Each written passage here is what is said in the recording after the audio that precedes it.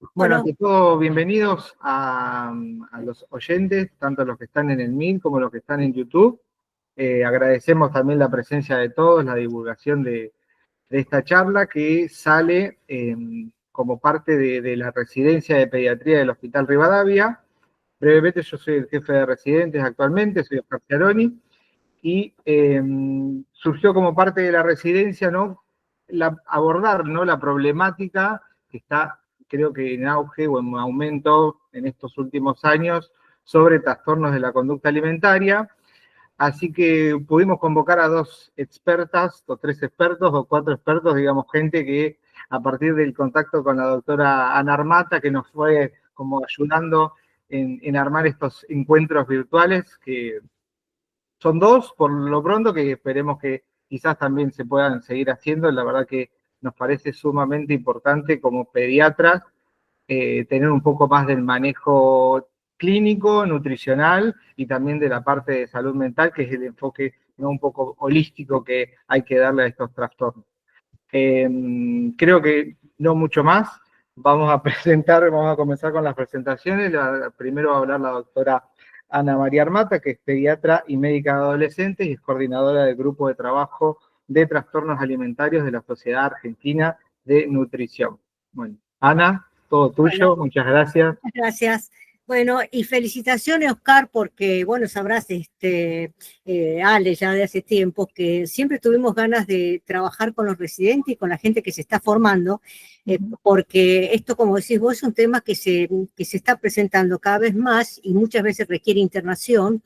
Y bueno, post pandemia aumentó un 70% las consultas de trastornos alimentarios, por lo tanto es como una necesidad tener una formación académica en esto. Y este primer encuentro va a ser de la parte clínico-nutricional y el segundo encuentro psicológico y psiquiátrico. Por eso creo que los dos encuentros son muy importantes porque, como dijimos, estas son enfermedades que tienen que ver con el trabajo interdisciplinario, si no, no puede abordarse bajo ningún aspecto. Decime si pasó la de APO, ¿se ve bien ahí?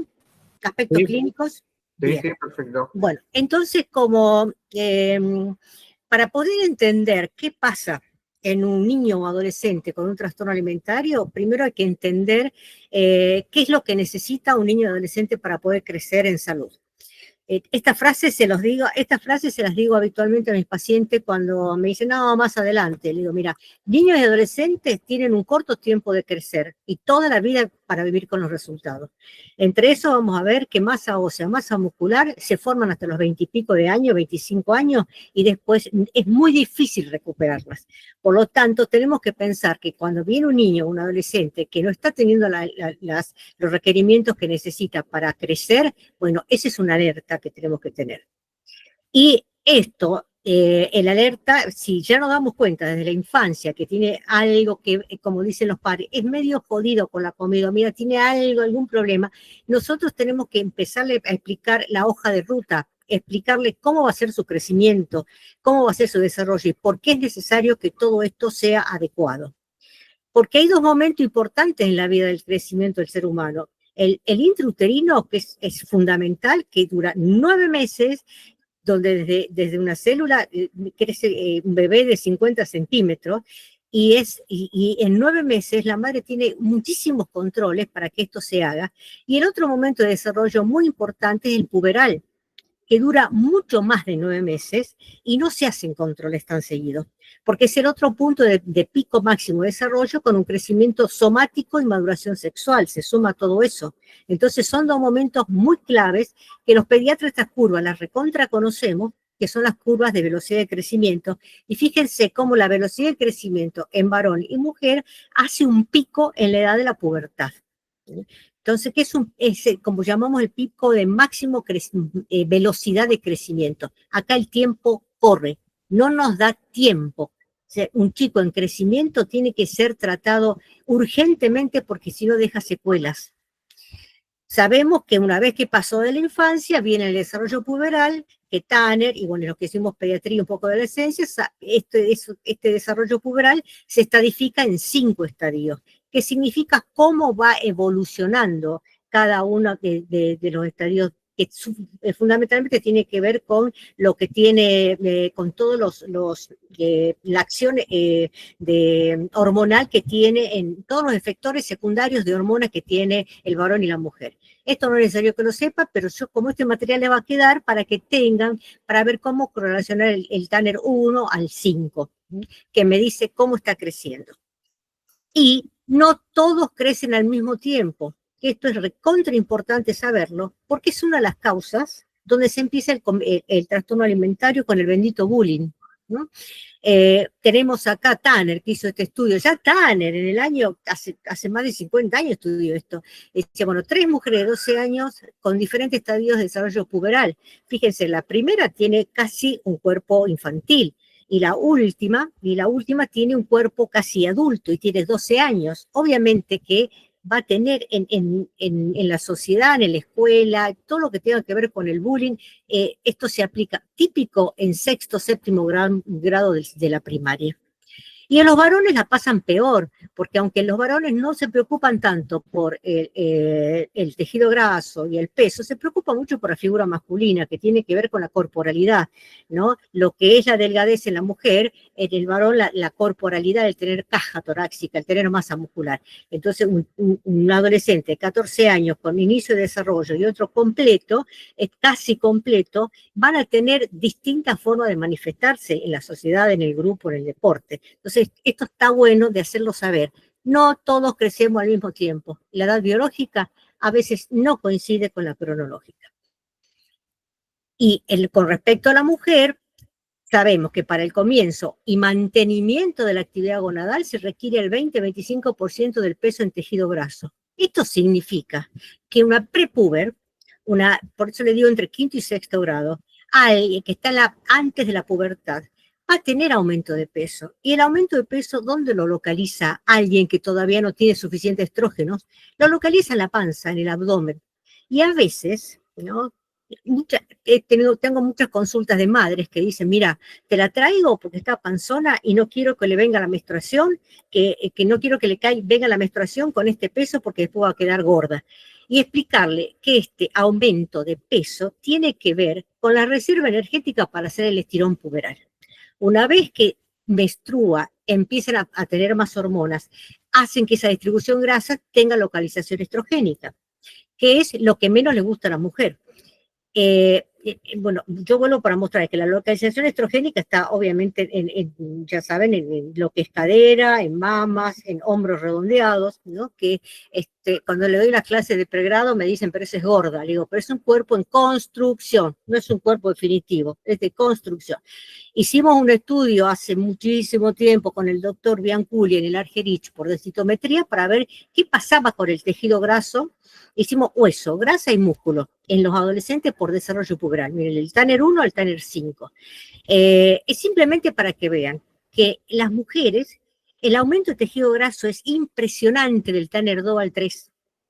Y habitualmente en el Tanner 3 cuando ya tiene la menarca o primer menstruación. En cambio, en el varón no aumenta el tejido graso, lo que aumenta es el tejido muscular. Entonces, esto, decírselo de la forma que pueda entender el adolescente, decirle, esto forma parte de tu desarrollo, y esta es la distribución de tejido graso que va a tener una mujer. No es un mapa como a veces me dicen los alumnos, dicen, ese es un mapa de cirugía plástica para sacarme toda la grasa. No, ese es un mapa de grasa estrogénica, que es muy importante porque eso me va a hacer, ¿qué me va a asegurar? Un buen pico de masa ósea. Entonces, me dice, ¿qué tiene que ver el hueso con la grasa? Y tiene que ver porque eso va a hacer que vos mantengas la menstruación. Entonces, de la distribución saludable de tejido graso en la mujer luego de la menarca, por la acción estrogénica, es muy importante porque eso me asegura que va a tener una buena función estrogénica. Entonces, esto era un pantallazo para que vean que cómo impacta el desarrollo en un niño con trastorno alimentario y en un adolescente. En principio hay que saber diagnosticarlo ya a tiempo, antes que haya secuela, y cuanto más precoz sea el tratamiento, mejor va a ser la evolución.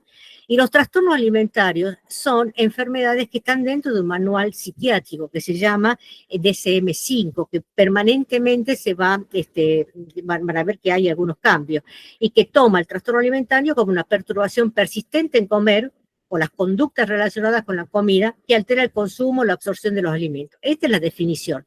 No tienen que saberla de memoria. Yo se la anoto porque por ahí está bueno que uno pueda explicárselo a los padres fundamentalmente, que por qué uno siempre trabaja con psicólogos y psiquiatras, porque tiene que ver con una alteración psicológica y psiquiátrica todo esto.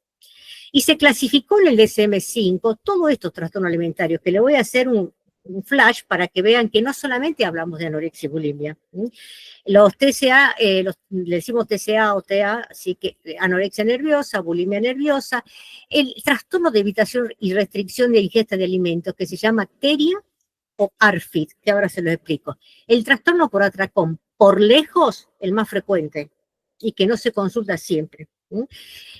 La pica y hasta el trastorno de rumiación. Hacemos como un pantallazo para que vean de qué se trata. ¿Y cuáles son los factores predisponentes que un niño o adolescente tenga un trastorno alimentario? Puede haber muchos factores, pero fundamentalmente tiene que ver mucho con la autoestima. Bueno, puede haber una predisposición genética, familiar, cuando hay en la familia se habla solamente de dietas, de delgadez, personales, la baja autoestima. Y esto que le explicaba, el no haber sabido a tiempo que iban a tener un pequeño sobrepeso transitorio, la baja autoestima, haber padecido sobrepeso en la infancia, bullying, perfeccionamiento, miedo a cambio, la baja tolerancia a la frustración, esos son predisponentes. Los precipitantes, esta cuestión del comer sano, ¿no? Voy a empezar a comer sano, me hice, no estoy comiendo harinas, todas estas cuestiones de cambios en su alimentación. Las redes sociales, que ya van a hablar, es tremendo, ya lo van a hablar las Nutri, el desconocimiento de los cambios puberales. Miren qué importante. En las escuelas, cuando damos talleres, los chicos a veces nos dicen, ¿y por qué no nos dijeron antes esto? ¿No? Bueno, pero tienen que saberlo, todos los cambios que van a sufrir antes de que, porque lo van a transitar como sabiendo que es pasajero. Y los ritos de iniciación tipo cumpleaños de 15, los viajes de egresados, donde fundamentalmente se expone el cuerpo, ¿no? Con los vestidos. En viajes de 15, el día que se seña el salón de fiesta, ya empiezan las dietas, toda la familia, ¿no? Esto como también otro rito. Y los perpetuantes son las dietantes crónicas, actividad profesional, tenemos bailarinas y gente que tiene que tener un bajo peso. Los deportes de alto rendimiento, que ahora no solamente piden el alto rendimiento, también que tenga que ver con la cultura de la belleza, no solamente ser deportistas, sino también quieren ser delgadas. Y las alteraciones psíquicas no tratadas, y bueno, volvemos a poner redes sociales porque esto fue un antes y un después de la pandemia. Entonces, ¿qué vemos en la anorexia nerviosa? Fundamentalmente un miedo intenso a ganar de peso o a engordar, a pesar de tener bajo peso. Eso que ven, esa imagen, es tal cual se ve. Hay una distorsión de la imagen corporal. Es fundamental que haya una distorsión de la imagen corporal, del peso o de la silueta. Una negación que tienen bajo peso. Y en anorexia, por la parte clínica, que también puede haber anorexia de índice mayor, pero esto para que tengan una visión general, por la parte clínica consideramos que tienen un índice menor de 17.5, ¿no? Una amenorrea que ya no está en el DSM-5, antes estaba en el DSM-4, la amenorrea como uno de los ítems para diagnosticar anorexia, pero ahora ya no, principio porque muchas chicas ya toman anticonceptivo, entonces no hacen clínica, no hace expresa la amenorrea. Pero sí, ojo con la amenorrea primaria, que son adolescentes que tienen muy bajo peso y retardan muchísimo en tener su primera menstruación. ¿Se acuerdan que tienen un porcentaje de tejido graso? O secundario cuando la pierden una vez que ya tuvieron. En cambio, la bulimia tienen episodios recurrentes de atracones, que le dicen binge eating, pero el atracón no es la comilona que hacemos nosotros posguardia, no. El atracón es corto tiempo, gran cantidad de alimento, falta de control, no se disfruta la comida, y con la bulimia se caracteriza por conductas compensatorias inadecuadas, que no siempre es el vómito. El vómito era lo que comúnmente se conocía, pero ahora hay muchísimo compensación con medicaciones tipo laxante, diuréticos, hormonas tiroidea, insulina, e inclusive la medicación que están usando ahora para los obesos. Tengo varias pacientes con el Ozempic. Bajo peso, que están tomando todas estas medicaciones para bajar de peso. Y estas conductas compensatorias no es una vez, sino que tienen que tenerla por lo menos 2 veces por semana durante 3 meses mínimo. Y esto es fundamental a todo trastorno alimentario, autoevaluación indebidamente influenciada por la figura y el peso, ¿no? Su vida ronda en eso, ¿no? ¿Qué voy a comer hoy? ¿Qué me voy a poner hoy? ¿Cómo voy a estar hoy? El otro, el Teria, que ahora está tan en boga porque antes no se sabía de esto, el Teria no lo teníamos tanto en cuenta, que es el rechazo de algunos alimentos, especialmente alrededor, ya a partir de los 2 años, ¿no? Que no tienen hambre, son muy selectivos a sabores, olores, y a veces aversión postraumática, un niño que se ahogó con un pedazo de carne, con un pedazo de hueso de pollo, queda con un teria traumático. Hay varios, por eso hay distintas variedades de teria. Lo que tiene el teria, de que no tiene distorsión de la imagen corporal. O sea, su deseo no es ser flaco, sino que tiene esa aversión y tiene mucha selectividad. Entonces tienen pérdida de peso, deficiencias nutricionales.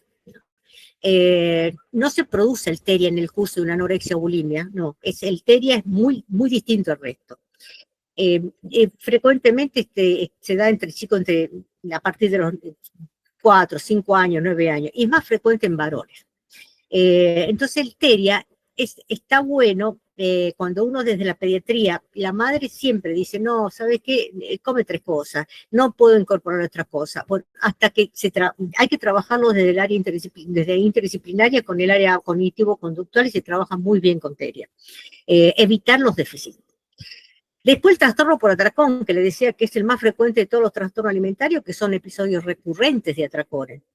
Se relacionan con estas características: comer rápido más de lo normal, comer hasta estar incómodo, comer cuando no se siente hambre, comer en soledad o por vergüenza, y siempre quedan con sentimientos de culpa. Hay una sensación de disgusto marcado posterior al episodio. Los atracones se producen por lo menos una vez por semana durante 3 meses. No se asocia con conductas compensatorias, por eso muchos obesos en realidad tienen trastorno por atracón, ¿no? El trastorno por atracón es el más frecuente, pero está más relacionado con sobrepeso que con bajo peso. Y la pica se incluye, está ya en el DSM. Nosotros siempre lo pensábamos en niños muy chiquitos, pero también se presenta en más adultos. Llevan a la boca sustancias que son incomestibles, ¿no? Ya a partir de 2 años uno considera que no es habitual. No cursa con ausencia de ingesta, comen de todo, pero también comen tierra, ¿no? O comen los pedacitos de pared o las pinturas. Por eso es más frecuente la geofagia, comen tierra, ¿no? Y también está relacionado con discapacidad cognitiva. En embarazadas siempre, algunas comentan que me cuentan algunas madres que se comían cosas incomibles, ¿no? En el embarazo, pero es transitorio. En la pica trabaja desde lo cognitivo-conductual. Y el trastorno por rumiación, que hay mucho, es un trastorno funcional digestivo. ¿Qué tiene que ver? Que no es que como el vómito, que comen y después quieren liberar esa comida para adelgazar. No. Como tal dice la palabra, es una rumiación. Mastican la comida, la tragan y la vuelven a la boca, ¿no? Es como la paciente dice así: yo necesito volver a sentir el gusto de la comida en la boca, y lo subo y lo bajo hasta que pierde totalmente el gusto. Regurgita sin esfuerzo, no tienen náusea y no tienen vómito. ¿Y cuál es la característica? Que tampoco hay preocupación por el peso en la pica, ¿no? Y rumiar, cuando uno pregunta, ¿qué hace que vos tengas que rumiar? Dice, porque a mí el rumiar me relaja. Lo toman como de autocalmado, ¿no? Una situación de autocalmado. Es voluntaria, no tiene náuseas, y es con comidas, recién ingeridas. No es a veces las bulimias comen y vomitan a la hora, no, la rumiación es comida recién ingerida. Bueno, a veces hay rumiantes de mucho tiempo de evolución, pero afecta el crecimiento pondoestatural. También está relacionado con retraso de habilidades motoras y lo que ellos dicen, con pacientes que tienen mucho tiempo de remisión, dice, es el secreto más grande que he tenido, porque no se lo comentan a nadie. ¿Y por qué consulta? Porque tienen problemas gastrointestinales, el ácido gástrico está permanentemente subiendo, bajando, entonces están con gastritis, con esofagitis, con dolor de garganta, entonces por eso consulta. Entonces, paciente con estas manifestaciones, con esta consulta frecuente, hay que trabajarlo con el gastroenterólogo. El tratamiento es cognitivo-conductual también, ¿no? Obviamente con el equipo interdisciplinario.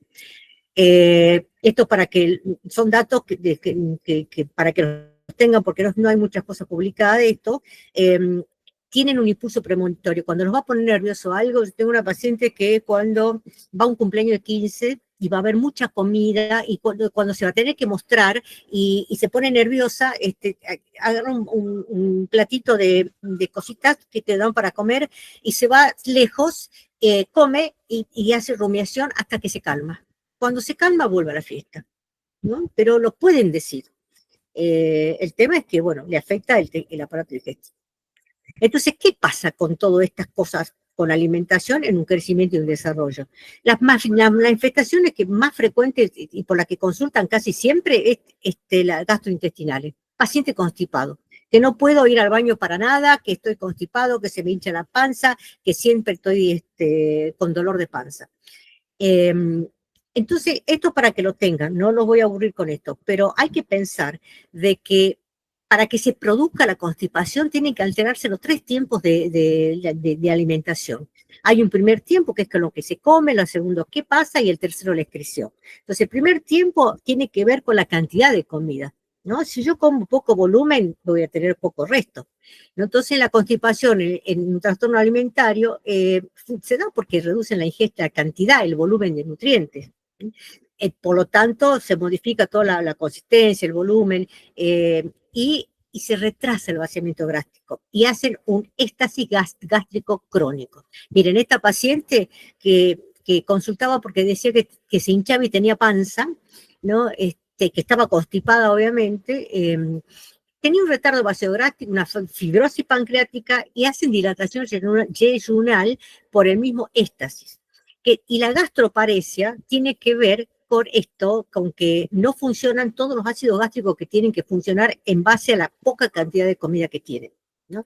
Y la consulta del dolor abdominal, distensión, postprandial, ya estarán cansados de que le digan siempre lo mismo, ¿no? Y que a veces también por las pacientes que comen demasiadas fibras insolubles hasta hacen besoar, ¿no? Presentaron un caso el otro día hace un tiempo en la Argerich, con un besoar hecho de espárragos.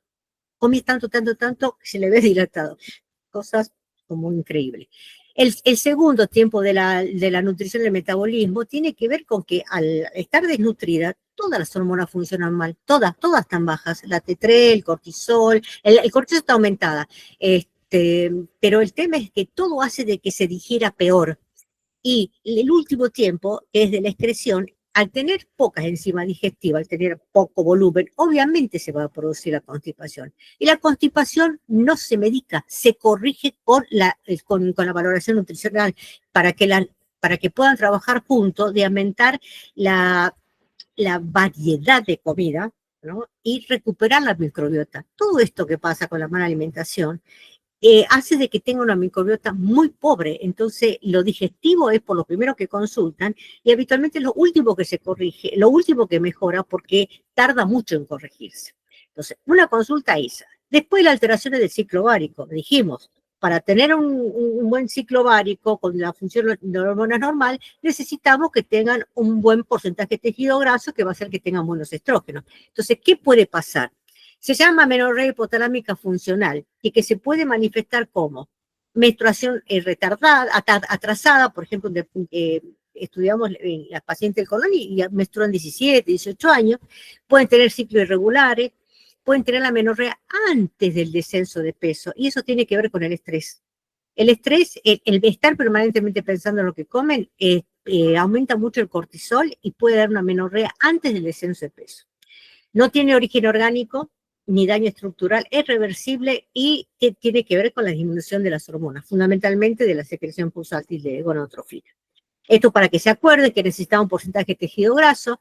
Y el eje general, ¿cómo se altera? Porque hay disminución de las gonadotrofinas. Estrógeno plasmático disminuido, hipogonadismo hipogonadotrófico, patrón hipofisario se comportan como prepuberal, pero esto revierte absolutamente después con la recuperación nutricional sin esperar demasiado tiempo.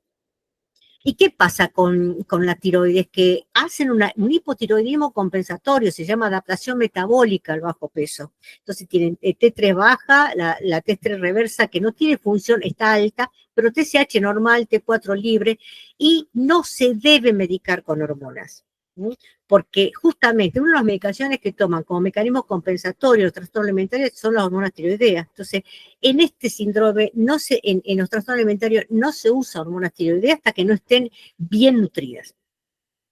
¿Y qué alteraciones metabólicas puedo encontrar? Y todas las del bajo peso, fundamentalmente la hipotermia. En invierno tienen que tener un termómetro y se tienen que tomar 3 veces la temperatura por día, porque tenemos leve, moderado, grave las temperaturas. Y mire, esta paciente que fue en invierno, le hice tomar la temperatura 3 veces por día y tiene 33. Obviamente se internó, pero podría haberse muerto de la hipotermia, ¿no? Así que una cosa tan básica como la temperatura hay que tomarla. Y laboratorio encontramos todo en menos, todo en menos. Se pone como mecanismo ahorro el cuerpo, no está en mecanismo ahorro. Anemia, leucopenia, trombocitopenia, ojo con las leucopenias, que a veces son leucopenias muy importantes y están en riesgo no pueden ir por ahí a la escuela si es época de gripe y esas cosas. Todo menos, la disminución de las hormonas, de la T3, sí el cortisol está aumentado y también tiene disminución de los electrolitos. ¿Y qué pasa con el músculo? Y músculo y hueso que van de la mano. El pico de masa ósea, como dijimos, tiene que ver con todos estos factores, pero fundamentalmente que se forme en la adolescencia. El pico de masa ósea que alcanza al final de la pubertad es el principal factor que determina el riesgo de osteoporosis. Alguien que no formó hueso de chico no lo va a hacer de grande. Ya les voy a mostrar unas densitos. Fíjense, el pico de masa ósea, el máximo es más o menos 25, 30 años, y después va bajando el hueso. O sea, si yo tengo un bajo pico de masa ósea, voy a tener osteoporosis antes de la edad muy adulta. ¿Y qué me conduce a una formación del bajo pico de masa ósea? Por ejemplo, una amenorrea primaria, un retraso de crecimiento y que no haya menstruado y no tenga estrógenos. Una anorexia de comienzo temprano en la pubertad, que cada vez hay más nenas de 11, 12, 13 años que directamente se internan porque tienen muy bajo peso, y la larga evolución de la enfermedad.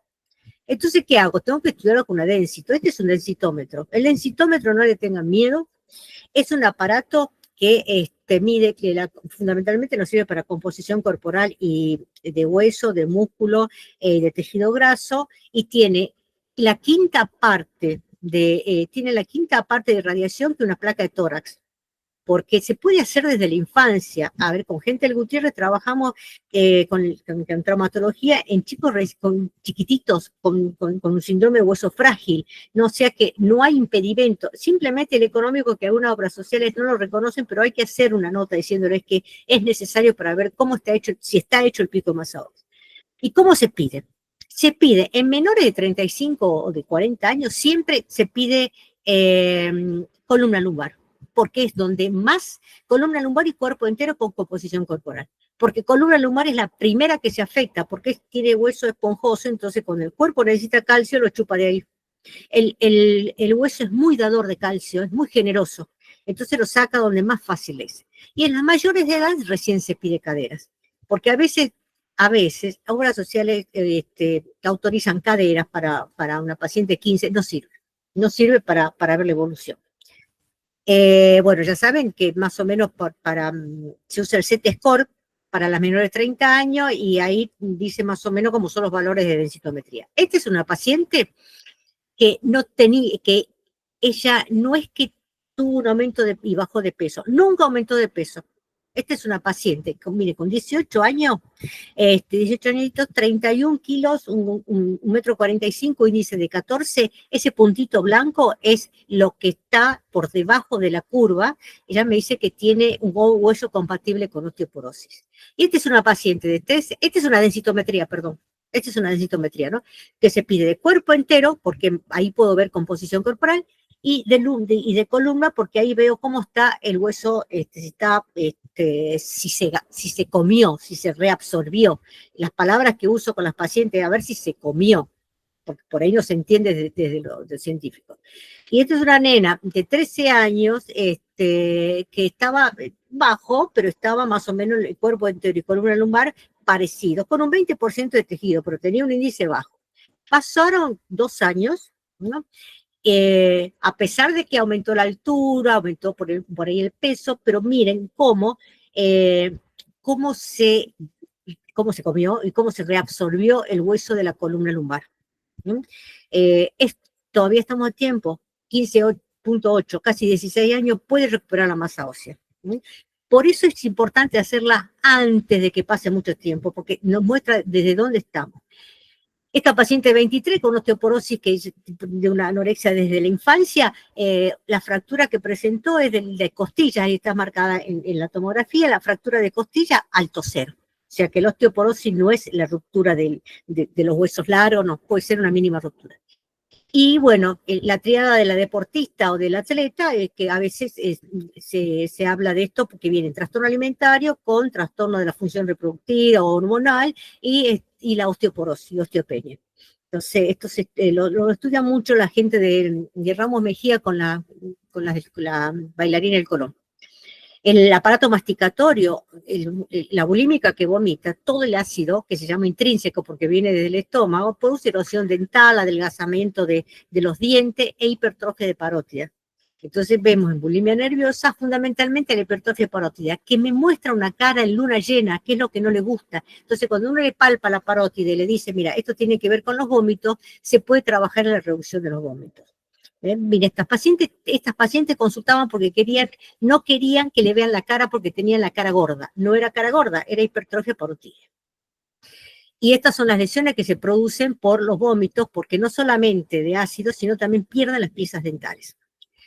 Esta es una paciente ya de osteoporosis definitiva, 43 años, y si le miran, le quedan pocas piezas dentales, y si le miran el hueso, parece un encaje, no parece hueso. Por eso cuando uno se va a hacer un implante hay que hacerse una densito si tiene historia de bajo peso. ¿Qué complicaciones cardiovasculares? Son las más graves, ¿no? Fundamentalmente bradicardia, el 80%, presión baja, arritmia, alteraciones de repolarización, pericarditis por hipoproteinemia, ojo, cuando pidan los estudios, que ahora se los digo, que vean si tiene pericarditis, la muerte súbita y un paro en diástole por en los casos más graves, hipocalemia, hipofosfatemia. ¿Cómo pido los estudios de electrocardiográficos? No se pide electro con evaluación, simplemente hay que poner electrocardiograma con intervalo QT corregido, dispersión del QT. ¿Por qué? Porque como esta paciente toma medicaciones psiquiátricas, estas medicaciones muchas veces alteran estos intervalos. Entonces uno ya pide sí, completo y el ecocardiograma Doppler para que midan el índice de masa ventricular izquierda. Que eso es fundamental porque eso me dice, esto para que lo lean tranquilo, me dicen si tiene riesgo para que no haga actividad física. Entonces, en electro, lo que fundamentalmente vamos a ver, el electrocardiograma, alteraciones del QT corregido, eso lo van a ver con el cardiólogo, no tienen que saberlo ustedes.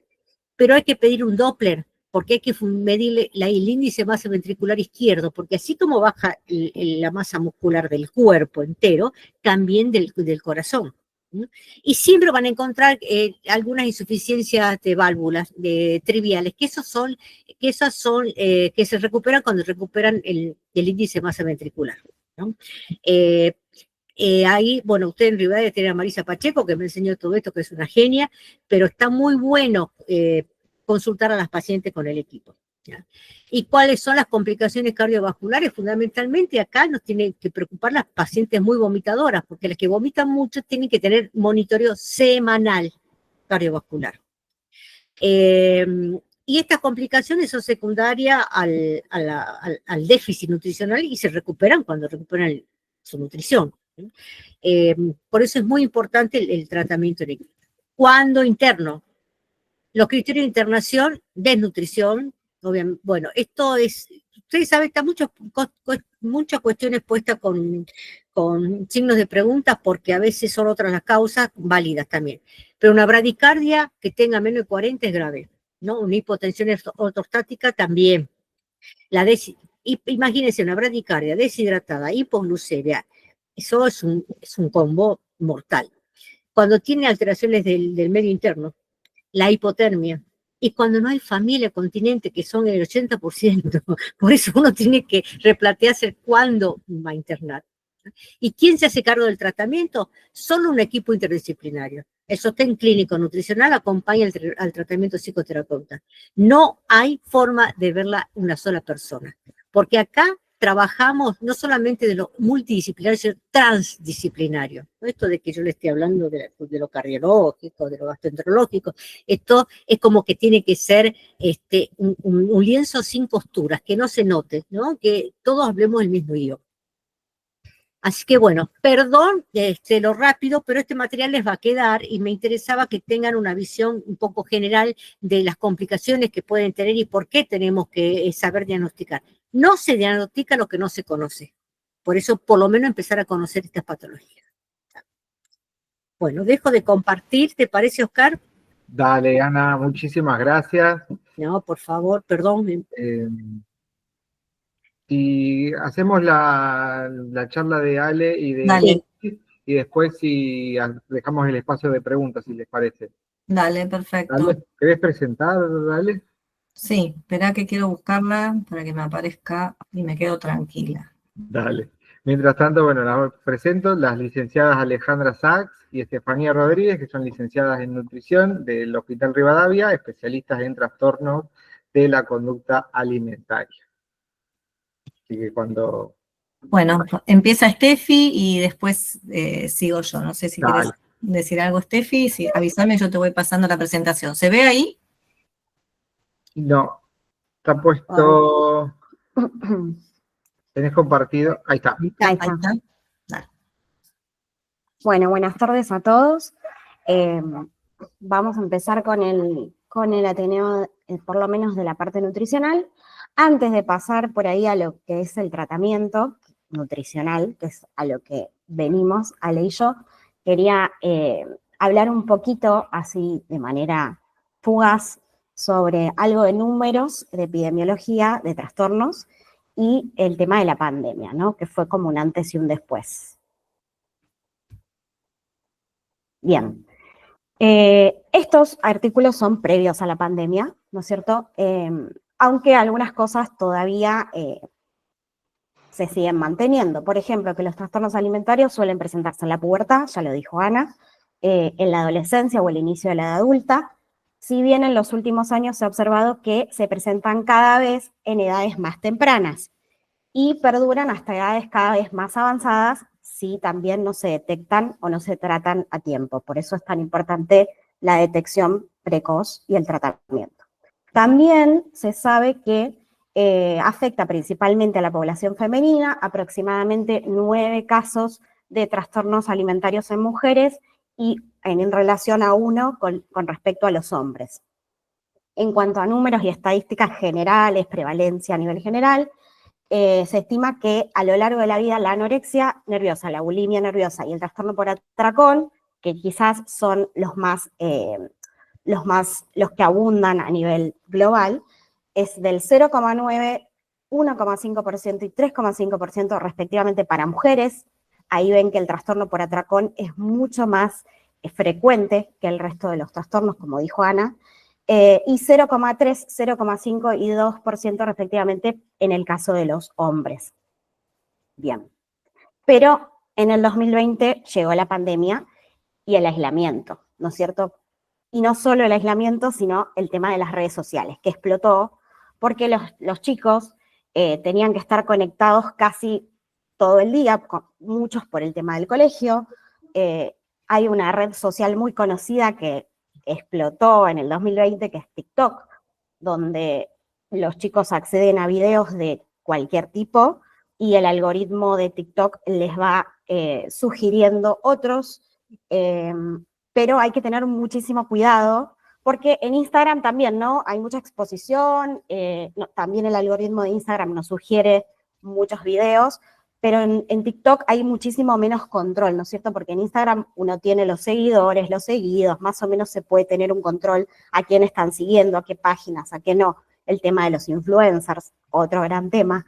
Pero TikTok por ahí es una de las aplicaciones que menos control tienen y que más tenemos que tener cuidado. Acá hay algunos artículos, más que nada periodísticos, en primer lugar, alrededor del mundo, luego de la pandemia, que habla de esto, ¿no? Del aumento de los casos de trastornos de la conducta alimentaria post-pandemia, y no solo lo tenemos que ver lo vemos en el consultorio, como dijo Ana, el aumento de consultas después de la pandemia fue bastante abundante.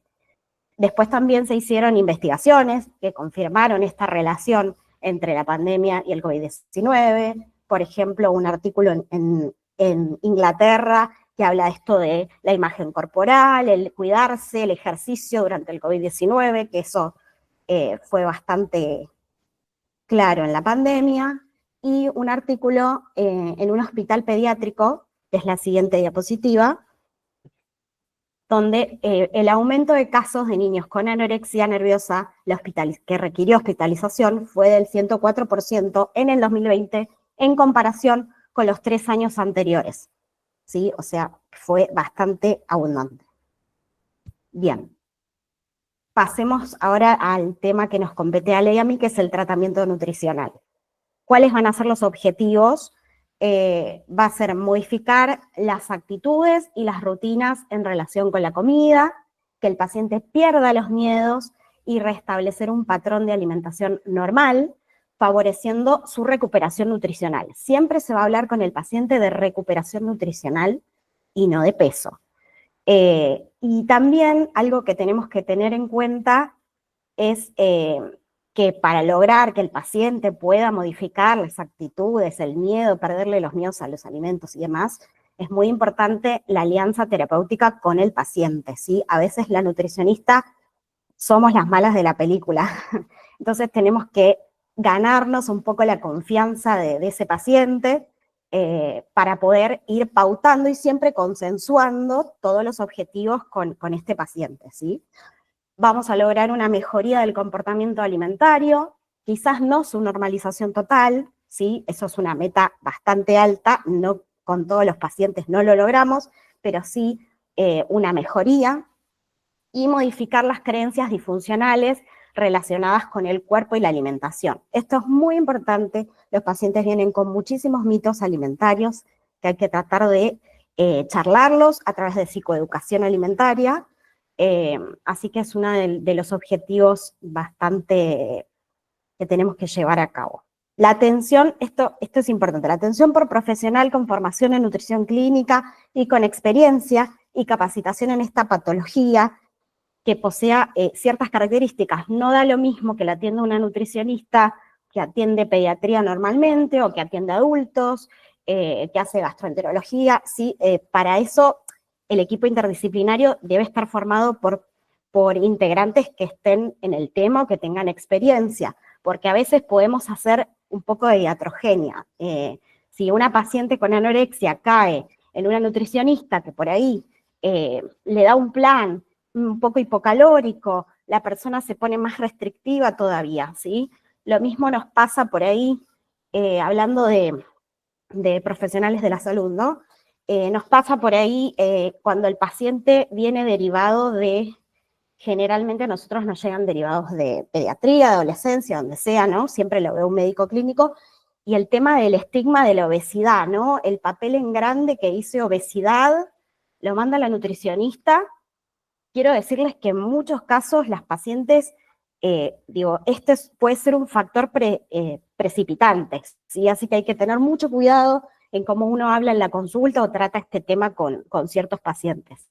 Más en esta edad, que es una edad muy sensible, la adolescencia, la prepubertad, hay que tener mucho cuidado en ese sentido. Si pasamos al tratamiento nutricional, los objetivos específicos van a ser brindar pautas de alimentación para mejorar el perfil nutricional y patrón alimentario. Nosotros no hablamos de calorías con los pacientes, para nada. Sí hablamos de pautas. Consensuar con el paciente los objetivos a corto plazo, como dijimos. Ordenar, ¿sí? La cantidad, la calidad, la frecuencia de la alimentación, sobre todo en las pacientes que por ahí tienen un desorden alimentario, ya sea bulimia, ya sea trastorno por atracón. Se utiliza mucho el registro alimentario, ¿sí? O recordatorio 24 horas en su defecto, pero se usa mucho el registro alimentario con las pacientes. Primero nos ayuda a ver qué está comiendo la paciente, en qué porciones, en qué cantidades, qué variedad o qué no está consumiendo, ¿sí? Y se usa mucho en las pacientes no restrictivas, pero sí por ahí con bulimia, con trastorno por atracón, el que sumen a este registro alimentario no solo la hora, la comida, la cantidad, sino también alguna emoción, sentimiento, contexto, con quién hace la comida. Para eso, para nosotros eso también es muy importante. Bien, luego, si es necesario, indicar soporte nutricional, ya sea bioral o enteral, en caso de que sea necesario, que después Ale lo va a desarrollar. Controlar el peso en la consulta nutricional, eso es importante. Idealmente, el peso debería controlarse en la consulta nutricional, ¿sí? Porque hay muchas instituciones donde, por ejemplo, el enfermero pesa al paciente, hablo en el caso de internación, ¿no? Donde el enfermero pesa al paciente todos los días en ayunas. Para estas patologías no es lo ideal. Lo ideal sería que lo dejemos para el equipo de nutrición. O sea, esto se charla obviamente a nivel equipo, interdisciplinario, se aclara, se deja en claro por ahí en qué momento, pero no es bueno que la paciente quizás vea su peso todos los días, dependiendo del caso, ¿no es cierto? Bien. Y otra de las complicaciones que también va a desarrollar Ale luego es evitar el síndrome de realimentación. Bien, el tratamiento nutricional puede darse de tres maneras. De manera ambulatoria, cuando el paciente se atiende en consultorio con una frecuencia de al menos una vez al mes. Algunas pacientes requieren quizás una frecuencia de al menos 15 días, depende del caso, obviamente. En el hospital por ahí se complica un poco más con el tema de la agenda, pero se trata de, si es necesario, poner un sobreturno o lo que sea. Si no es ambulatorio, el hospital de día, que es como el siguiente paso, donde las pacientes al menos realizan una comida en la institución, ¿sí? Yo, por suerte, pude rotar por el Hospital Borda, por el Servicio de Trastornos de la Conducta Alimentaria, y ahí pude estar unos meses con las pacientes, donde van desde las 8 de la mañana hasta la 1 de la tarde, y en ese horario realizan desayuno, realizan almuerzo, supervisadas siempre, y en el medio tienen talleres, tienen consultas con psicología, con psiquiatría, con nutrición, ¿sí? Tienen talleres grupales. Bien, y luego está la internación, ¿no? Cuando quizás hay un tema ya, una complicación clínica, un bajo peso, lo que sea, que ya, o psiquiátrica a veces, porque en general estas pacientes tienen comorbilidad psiquiátrica, como ya lo dijo Ana, y necesitan de la internación. Bien, ¿cuáles van a ser esos criterios? Ya igual los nombró Ana antes, pero en general es por un desequilibrio electrolítico severo, bradicardia, una descompensación, baja de presión, además. Son pacientes que tienen por ahí esto de la idea de suicidio, comorbilidad, o sea, están en riesgo a nivel psiquiátrico. Y si el trastorno es resistente al tratamiento, ¿no? Fracasos de trastornos ambulatorios y de hospital de día. Y en cuanto a los criterios de internación del hospital de día, bueno, también fracaso continuo en el tratamiento ambulatorio, también se utiliza como transición hacia el manejo ambulatorio desde la hospitalización, sería lo ideal, ausencia de un índice de masa corporal extremadamente bajo o de una rápida pérdida de peso, ¿sí? O sea, que más o menos estén en un índice de masa corporal mayor a 17, no tengan riesgo, digamos, de internación, ausencia de complicaciones graves a nivel psiquiátrico, a nivel clínico, motivación para el cambio y compromiso del paciente con el cumplimiento del tratamiento, porque cuando ingresan a un hospital de día, las pacientes realizan un contrato terapéutico en las que se aclara cómo son las pautas, cuáles son los horarios que tienen que cumplir, la cantidad de faltas que pueden tener y demás. La paciente tiene que asentir y obviamente el apoyo familiar, la red, ¿sí? Que tiene el paciente, que deberíamos contar con eso. Bien, Esto en cuanto, más que nada en hospitalización, por ahí se usa en internación, el tema del incremento de peso corporal, según las pautas de NICE, recomiendan apuntar a un aumento de peso semanal promedio de 0,5 kilogramos a 1 kilo para pacientes hospitalizados y 0,5 kilos para pacientes ambulatorios. ADA, bueno, tiene otros valores un poco más altos, de 0,5 a 1 para pacientes ambulatorios y de 1 a 1,5 para pacientes hospitalizados. En cuanto al plan de alimentación, como les dijimos, nosotros no hablamos de calorías con el paciente, pero obvio que hacemos un plan adecuado según el peso y las metas del paciente, y vamos incrementando muy progresivamente, ¿sí? Entre 200 a 300 kilocalorías por semana, o según Fairborn, 500 calorías por semana. Bien, esto es como un manejo de la paciente. Por ejemplo, se puso de anorexia nerviosa, ¿no? Donde primero hay que ver si la paciente tiene conciencia de enfermedad, que en general las pacientes con anorexia no lo tienen. Se hace la valoración del estado nutricional, se ve cómo es su patrón de ingesta, cómo es su patrón de actividad física. Otro tema muy importante, que eso hay que acordarlo con el cardiólogo, como dijo Ana, con la clínica, para ver si puede realizar o si no, o si hay que prohibirle la actividad física según el estado cardiovascular, porque a veces las pacientes no van a hacer actividad física a un lugar, pero te cuentan que hacen 2 horas de actividad física en casa escondidas, 1000 abdominales por día, ¿sí? Es como esa actividad física que no la cuentan, pero que la están haciendo. Se van a caminar 2 horas, ¿sí? O lo que sea. Bien, se hace el cálculo de requerimientos, se hace el plan de educación nutricional, eso es muy importante, la educación nutricional, la psicoeducación, ¿sí? Y el seguimiento. Y obviamente va a depender del estado nutricional. Si tiene una desnutrición leve, se va a seguir monitoreando, ¿sí? Y por ahí se le va a dar la pauta de la actividad física saludable, individualizada, ¿sí? Bien pautada. Ahora, si la paciente cursa con desnutrición moderada o severa, se va a valorar quizás si necesita de soporte nutricional. Esto es lo que vamos a hablar luego. Se le va a indicar si necesita suplementos orales y se va a seguir en consultorio con la frecuencia que necesite. Lo mismo con la actividad física. Si está con desnutrición severa y dependiendo su actividad cardiovascular, se le va a prohibir o se le va a permitir, pero siempre muy pautado. Por eso necesitamos también el apoyo o la red familiar. Bien, bueno, continuando con el tratamiento y ahora adentrándonos un poco en lo que es el soporte nutricional, recuerden ustedes que cuando hablamos de soporte nutricional hablamos de la nutrición artificial, no a través de alimentos. Esta es una estrategia que nosotros tenemos, los médicos, los nutricionistas, para poder cubrir con los requerimientos calórico-proteicos cuando no es suficiente la ingesta oral de alimentos. ¿Cómo los vamos a cubrir? Bueno, lo que nos dice la definición de soporte nutricional es que tenemos 3 modos: a través de la vía oral de suplementos, a través de la vía enteral y a través de la vía parenteral. Todo siempre es con fines terapéuticos para restaurar el estado nutricional. En el caso de los trastornos de la conducta alimentaria, siempre vamos a hablar principalmente de los suplementos orales y en varios casos de la nutrición enteral. No hablamos generalmente de la nutrición parenteral, salvo que los soportes anteriores fallen, pero ya estamos hablando de un paciente sumamente grave. En cuanto a la suplementación por estos productos, acá les puse algunas fotos, no hablamos tampoco, no vamos a hablar de marcas comerciales, hay algunos que obviamente están mucho mejor posicionados en el mercado.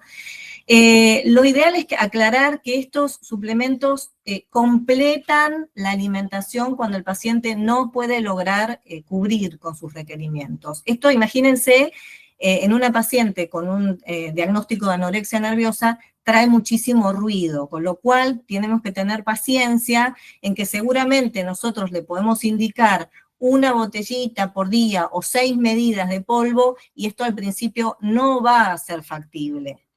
Con lo cual hay que tener paciencia y empezar a indicar de a poco. Es un poco lo que decía recién Steffi, que tenemos que hacer como un contrato con nuestros pacientes. Hay que elegir horarios donde no interfiera con las comidas principales. Muchas veces nos pasa que utilizan el suplemento y después no comen, porque lo típico es decir, bueno, ya está, ya estoy llena, entonces no pude comer lo que seguía. La ventaja de los suplementos en polvo es que primero que vienen en formato neutro, entonces lo podemos agregar a cualquier tipo de comida. Con lo cual, generalmente yo recomiendo estos suplementos neutros. No todas las marcas lo tienen, pero si ustedes investigan un poquito en los Vademecum, van a encontrar que hay 2 o 3 laboratorios que lo manejan. Los suplementos líquidos traen mucho más aversión, en general se los podemos dar en 2 o 3 tomas al día, eso a veces tiene mayor aceptación, y sí tenemos que tener en cuenta que muchas veces la manipulación que llevan con estos productos es frecuente, ¿sí? Como que los tiran o sustituyen el producto con agua, o sea que siempre en lo posible tienen que estar supervisados. Cuando no podemos cubrir con sus requerimientos por vía oral, ni siquiera agregando los suplementos, muchas veces tenemos que pensar en la nutrición enteral. La nutrición enteral, todos sabrán que es la colocación de una sonda nasogástrica, generalmente es nasoenteral, pero se usa el estómago para alimentar. Tenemos que tener en cuenta que vamos a utilizar este recurso solamente cuando el paciente no cubre al menos el 75% de sus requerimientos, porque es una vía bastante invasiva. En general es cuando llevan un negativismo a la ingesta de, acá figura en la bibliografía 24 horas, pero suele ser un poquito más de 24 horas. También se puede proponer hacer una alimentación oral diurna, pero la enteral hacerla nocturna, esto se llama mixto. Y como les decía anteriormente, la parenteral no se utiliza mucho en estos casos. Pero ¿qué pasa cuando llega el paciente? Nosotros sabemos que no está comiendo, que no está cubriendo sus requerimientos, que tiene una desnutrición grave, moderada también puede ser, y tenemos todos en claro que el paciente lo tenemos que realimentar cuanto antes, que si nosotros los nutrimos, vamos a ver realmente cómo empieza a tener otra respuesta también al tratamiento psicológico. Esto es automático y está sumamente comprobado. Pero tenemos que tener mucho cuidado con el síndrome de realimentación, entonces tenemos que manejar nuestras ansiedades y nuestra necesidad de reponerlos, y también la de la familia y la de los médicos tratantes. Esta entidad, que es el síndrome de realimentación, nos trae muchas consecuencias. Seguramente lo deben haber visto en la facultad, pero quisimos con Ana y con Steffi traerlo para que no se nos pasara por alto, porque podemos hacer iatrogenia. El paciente, cuando se reintroduce la alimentación dentro del segundo y quinto día, podemos tener complicaciones neurológicas, pulmonares, cardíacas, neuromusculares y hematológicas. Esto se da principalmente por el aumento de la insulina, que hace que ingrese el fósforo, el potasio, el sodio, el magnesio a la célula, y puede derivar en una retención de ese sodio y de agua, y esto nos puede traer una falla cardíaca y un edema pulmonar.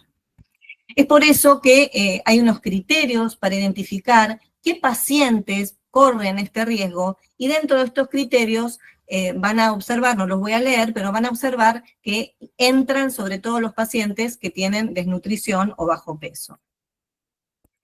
Lo que tenemos que hacer para evitar este síndrome de realimentación, tenemos que tener en cuenta la prevención. También están los criterios en la bibliografía, esto se los vamos a dejar para que lo tengan.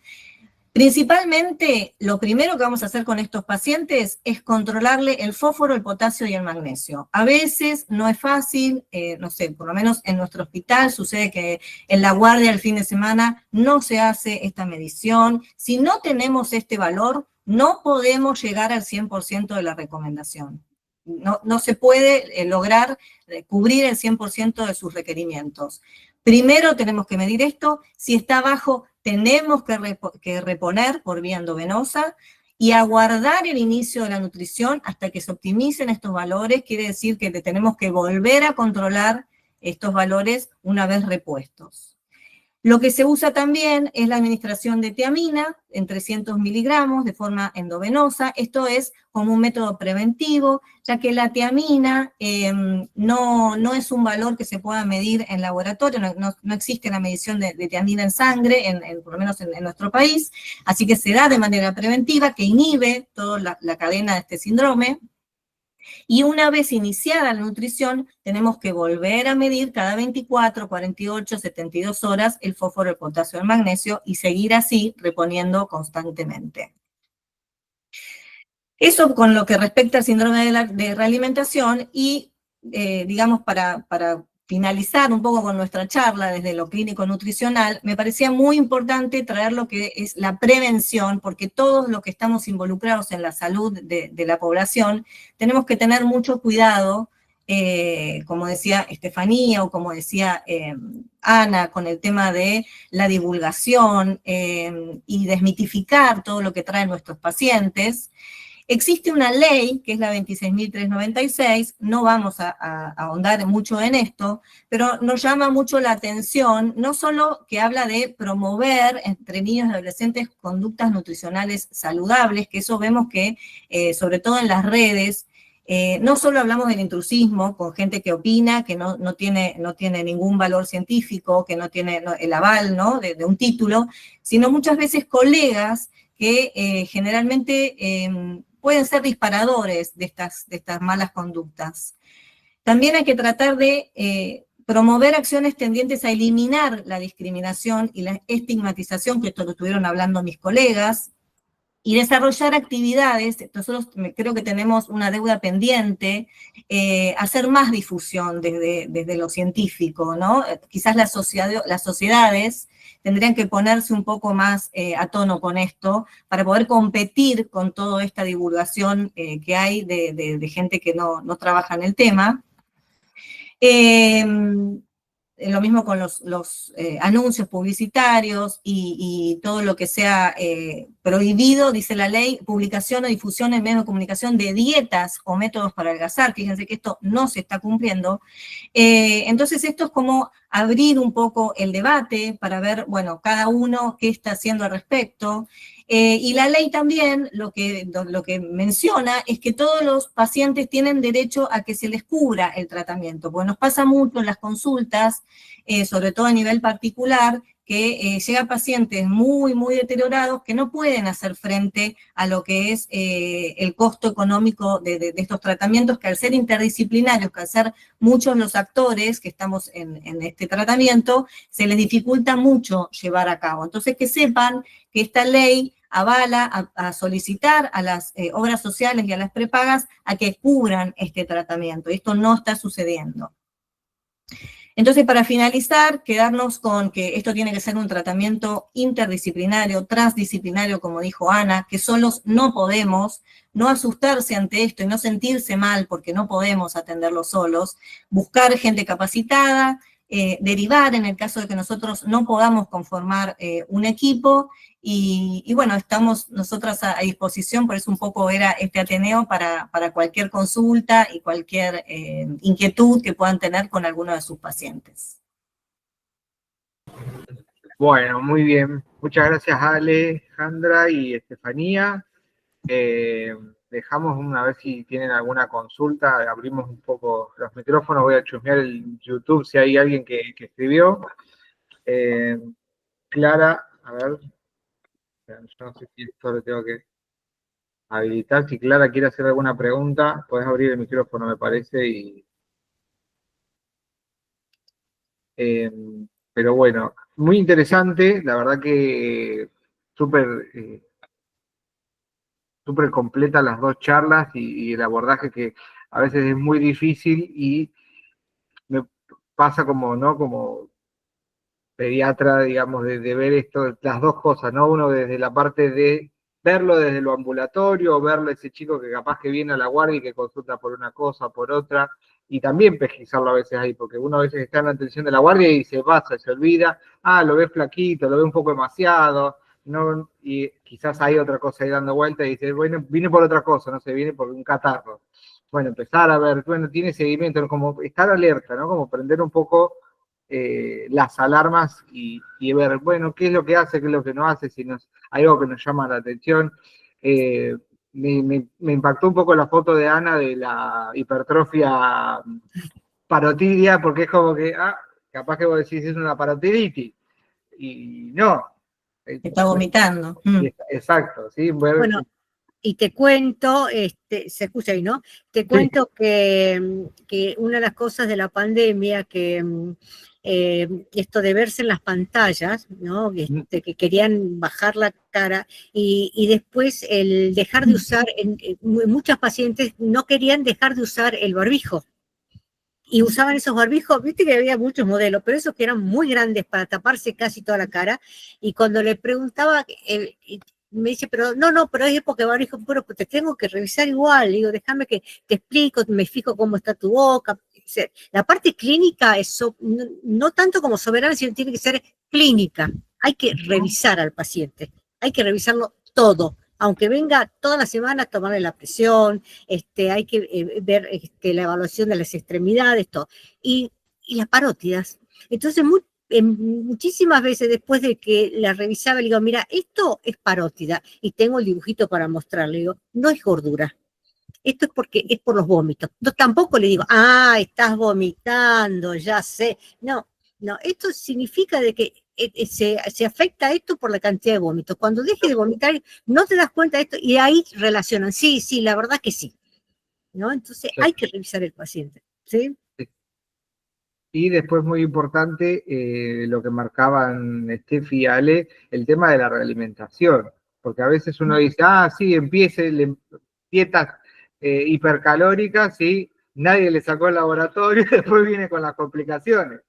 Exacto. Quizás empieza así, haces el abordaje, sí, no sé qué, y pasa que hay que prestarle atención a esas cosas, o sea, el grado de nutrición que tiene, y que ahí es donde, bueno, ahí entramos a hilar un poco fino, que esta cosa también de empezar a trabajar un poco en equipo, como dijo Ana, transdisciplinariamente, no multidisciplinario que cada uno tiene su cosa, sino que nos atraviesa a todos, tanto de lo clínico, lo nutricional y la parte de salud mental en un todo.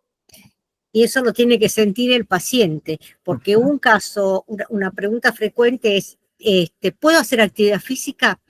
Y lo más común que le digo, bueno, anda al cardiólogo que te lo diga, ¿no? Y por ahí no va el cardiólogo de la obra social, que no entiende del tema o no está enterado de lo que le pasa a la paciente, y le da el apto.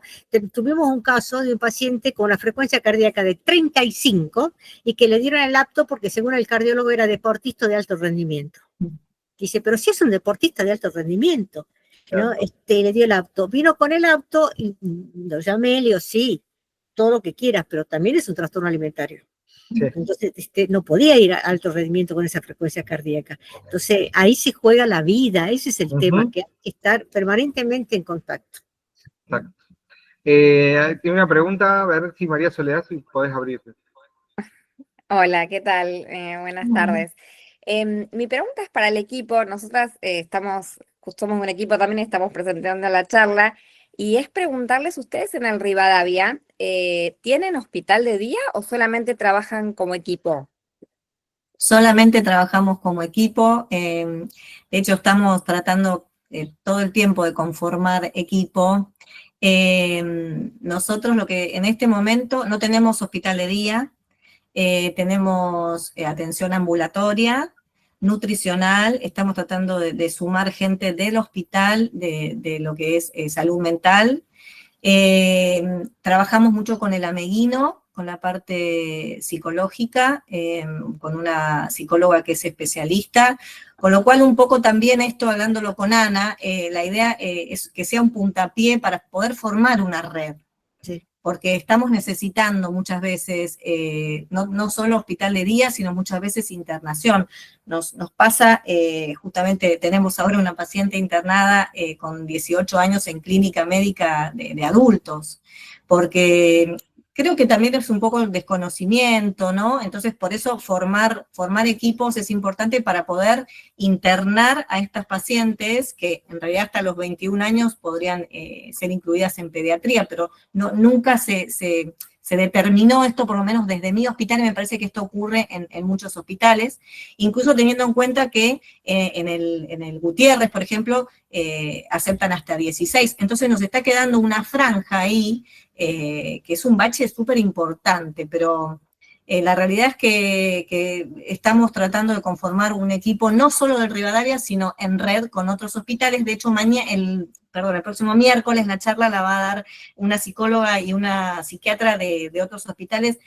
Ana, ¿cómo era? ¿Del El PENA? Tornú, sí, Del el Tornú. Tornú, donde la jefa, bueno, esto es por la historia que uno va teniendo de la gente que se interesa en el tema. La jefa de salud mental del Tornú, Luz Escapatura, ella es psicóloga, especialista, la deben conocer porque es docente de la UBA en el posgrado de trastorno alimentario y es investigadora de la UBA en trastorno alimentario. Y está formando gente del área PSI en trastorno alimentario, pero no tiene la parte clínica y nutricional. Entonces, tenemos un hospital municipal que está formando gente del área PSI y no tiene desde las otras áreas. Entonces, es momento que nos empecemos a conocer, porque se puede trabajar online, se puede, con los residentes que ustedes son el futuro. Entonces, de repente en una internación se puede hacer interconsultas, trabajar online, formarlos, porque cuando cada uno exponga su especialidad, seguro le va a venir un trastorno alimentario en la forma de la especialidad que elijan.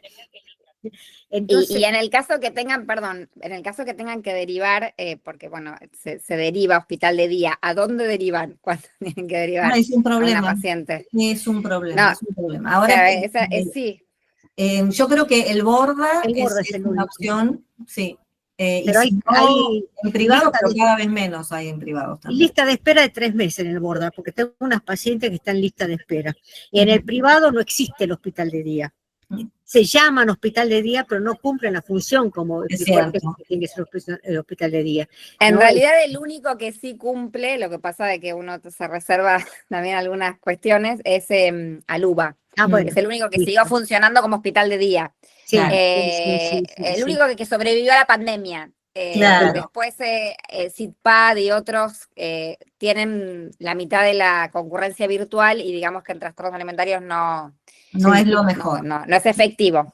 Tal cual. Así que bueno, ojalá podamos hacer una red, porque la verdad es que nosotros estamos en un hospital y estamos muy solas a veces. ¿En qué hospital estás, Soledad? Nosotros estamos en el Churruca, Mira qué y somos una psicóloga, una nutricionista y 2 médicas pediatras, y yo además después, por interés personal, estudié psiquiatría y soy psiquiatra, porque nos costaba mucho conseguir un psiquiatra que quisiera aceptar estos casos. Entonces, medio que lo hice como hobby y a gusto de estas pacientes. Así que pudimos formar un gran equipo, pero nos cuesta mucho, ¿viste? Cuando nos pasa esto, ¿sí? De que tiene que ir a un hospital de día y no tenemos a dónde mandarla. Por eso les preguntaba. Sí, estamos todas en la misma disyuntiva. Ahí preguntan por la Clínica Las Heras. Que yo sepa, no. La Clínica Las Heras para mí no tiene hospital de día. No, sé. hospital de día, No. es privado. Sí, Es no privado y es internación psiquiátrica, pero no hospital de día. No. No, porque justamente uno tiene varias pacientes para ubicar y ya preguntó, por ejemplo, el italiano también tiene un llamado hospital de día, pero no es específico para trastorno alimentario, ¿no? Son grupos de trabajo, digamos. Sí, el Gutiérrez tiene, pero es muy cerrado y solamente si no tenés obra social, tampoco si no te aceptan. Claro. Y la edad también, ¿no? Sí, es un limitante. Mm. Sí. Bueno, creo que puede ser un puntapié inicial de empezar a conocernos, de empezar a ver qué ofrece cada lugar, así como decíamos, bueno, en el Tornú hay gente que se está formando del área PSI, que bueno, entonces cada uno va aportando y se puede armar algo en algún lugar, ¿no? Pero bueno, esto es el inicio. Bien, Beatriz levantó la mano, a ver si... Hola, buenas tardes. Yo soy la doctora Lauge y yo trabajo en el Santoyani. Nosotros tenemos un hospital de día en el Santoyani, pero no es un hospital de día de trastornos alimentarios, ¿sí? Igualmente, sí hacemos seguimiento por ahí de lo que es, sobre todo, obesidad y sobrepeso en niños y adolescentes. Los martes, generalmente, hacemos el seguimiento. Y hay un grupo, la verdad que yo me sentía media avergonzada hoy escuchándolas, porque digo, es muy difícil sostener los equipos. Yo me siento muy frustrada todo el tiempo, le digo la verdad. Igual todas las personas que estamos trabajando, lo único que tenemos mucha vocación, eso sí. Y bueno, nada, cuando llegó esta charla, digo, bueno, voy a escuchar, a ver qué pasa en el resto del mundo, porque nosotros nos sentimos solos como en una isla que no sé para dónde ir, y la gente siento que no le damos ninguna respuesta. Y bueno, pero creo que esto es muy importante, yo la verdad que agradezco mucho. Si ustedes, bueno, nos pasan el material, yo se lo voy a pasar a mis compañeras. La psicóloga, justo yo trabajo con pediatras, eviatras, hay una psicóloga, ¿no? Los psiquiatras no quieren venir tampoco a ver a los pacientes nuestros. Y la verdad es que más que nada trabajamos lo que es obesidad, por sobre todo eso. Pero bueno, está todo mezclado. Ustedes vieron que no es tan simple la cosa. Sí, Uno trata de simplificar pero sí. no es tan fácil. Y es mucho lo que no sabemos, porque yo escuchándolas a ustedes, la verdad es que ahora me doy cuenta que no sabemos nada. Así que bueno, gracias por la charla. No, Beatriz, pero tienen el lugar y tienen la estructura el hospital de día, ¿viste? La capacitación se puede hacer de esta forma, ¿no? Pero lo más difícil hoy es conseguir una cama de internación, un lugar para juntar a cualquier paciente. Entonces, Uno podría buscarle la vuelta, o sea, para que el paciente estuviera acá en el hospital de día. Nosotros trabajamos con las nutricionistas, hacemos hacer a los chicos actividades y tratamos de ser inclusivas, ¿no? Pero a veces también a mí misma me cuesta, si el paciente está con cierta gravedad, me cuesta en el mismo hospital internarlo. Y después cuando tiene un trastorno psiquiátrico severo que ya se nos va de las manos a nosotros, no sé qué hacer con el paciente. Sí, yo creo que, bueno, esto que vos te pasa que decís me frustra. Obviamente, sí, estas patologías como otras también complejas, sobre todo que tienen una base psiquiátrica, son frustrantes cuando uno, en mi caso soy nutricionista, ¿no?